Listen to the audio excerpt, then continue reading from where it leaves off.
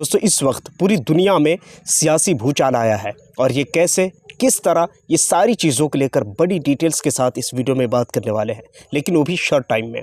सबसे पहले एक ख़बर ऐसी है जो सोशल मीडिया पर बहुत तेज़ी के साथ वायरल है और ख़बर है बोर्ड ऑफ पीस। ये ट्रंप का एक ऐसा संगठन है, इसके बारे में ट्रंप ने इसको इंट्रोड्यूस करवाया और कहा कि ये एक ऐसा बोर्ड है जहां पर लोगों को हम शांति की तरफ ले जाएंगे। यानी हम ये कहें कि ट्रंप ये कहना चाह रहा है कि जहां भी कुछ भी ख़राब होता है माहौल, तो हम वहाँ पर पीस कायम करेंगे, वहाँ पर हम माहौल को पीसफुल बनाएंगे।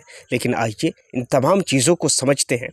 लेकिन इससे पहले, इन तमाम चीज़ों से पहले, इन तमाम ख़बरों से पहले ट्रंप को अच्छी तरह जहन में रख लीजिए कि ये कौन है और क्या है, क्योंकि इनके पिछली बैकग्राउंड और पिछली हिस्ट्री के बारे में भी मैं मोटा मोटी कुछ तो ज़रूर बताऊंगा इस वीडियो में।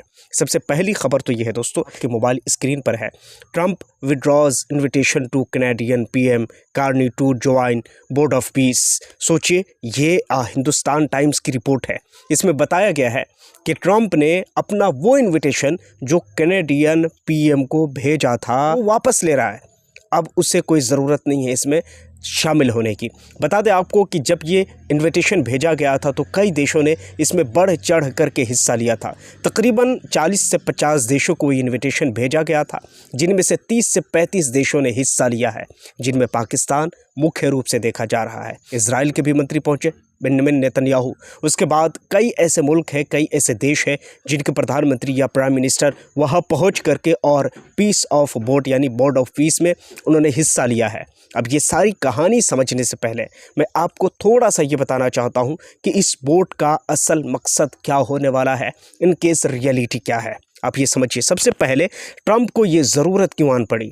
आज से कुछ दिनों पहले ट्रंप की खबर मैंने इसी चैनल पर बताया था। नॉर्वे के मंत्री ने खुलकर कहा था कि जो नोबेल प्राइज़ जो दिया जाता है वो ना कि यहाँ की गवर्नमेंट की तरफ से दिया जाता है, बल्कि वो ऐसे संगठन के द्वारा से दिया जाता है जो आज़ाद है। वो संगठन किसी के अंडर में काम नहीं करती। अब जबकि ट्रंप को ये नोबेल प्राइज़ नहीं मिला, तो ट्रंप ने ये कहा था कि जब अब हमें नोबेल प्राइज़ मिला ही नहीं, जबकि हमने इंडिया और पाकिस्तान का मामला सोल्ड आउट किया है, हमने और बहुत सारे जंगों के बारे में उसने बात कही और कहा कि हमने इन जंगों को ख़त्म करवाया है, हमने यहाँ पर पीस लाया है, तो अब हमारा हक था कि हमें नोबेल प्राइज़ मिलता, लेकिन हमें नहीं मिला, तो फिर हम इस बारे में सोच भी नहीं सकते हैं। मगर फ़ौरन उसके बाद बड़ी तेज़ी के साथ पूरी दुनिया में बोर्ड ऑफ पीस को लेकर के हंगामा होता है, चर्चे होने शुरू हो जाते हैं। और ट्रंप इसमें जिस तरह दिलचस्पी दिखाते हैं, कहीं ना कहीं ये बताता है कि ट्रंप की दिलचस्पी ऐसे ही नहीं है, इसके पीछे छुपी हुई एक गहरी साजिश है जिसका हिस्सा दुनिया बन रही है। इस बात पर बहुत सारे लोग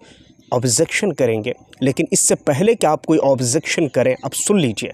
सबसे पहली बात यह दोस्तों कि ट्रंप के इस पीस प्लान के अंदर में बेंजामिन नेतन्याहू शामिल हुए। और बेंजामिन नेतन्याहू कौन है पहले ये जान लीजिए। बेंजामिन नेतन्याहू वो है जिसके खिलाफ इंटरनेशनल कोर्ट से वारंट जारी है कि इसे गिरफ्तार किया जाए, इससे छोड़ा नहीं जाए।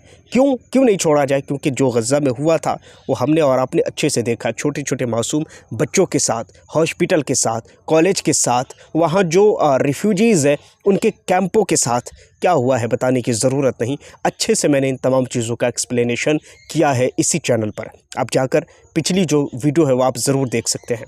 सवाल ये पैदा होता है कि ट्रंप ने इतनी बड़ी बात कही है पीस ऑफ बोर्ड को लेकर के कि इसमें शामिल होना है, और अगर आपको 3 साल के बाद भी शामिल रहना है तो आपको हज़ारों करोड़ों रुपए की बात कर रहा हूँ मैं, हज़ारों करोड़ों रुपए आपको देने होंगे। फिर उसके बाद आप इसमें परमानेंटली आप इसके मेंबर रह सकते हैं। सवाल ये पैदा होता है कि जब जालिम ही जब जज की कुर्सी पर बैठ जाए तो फिर हिसाब और किताब कौन करेगा, फिर सज़ा कौन सुनाएगा? बताइए ना कि जब जालिम जिनके हाथ रंगे हुए हो अगर वही बैठ जाए तो फिर हिसाब किससे उम्मीद आप कर सकते हैं? गज़ा में आपने पीस नहीं कायम किया। गज़ा के लोग आज भी बदसूर उसी तरह मारे जा रहे हैं। गज़ा में आज भी उसी तरह बेचैनी बेसुकूनी है।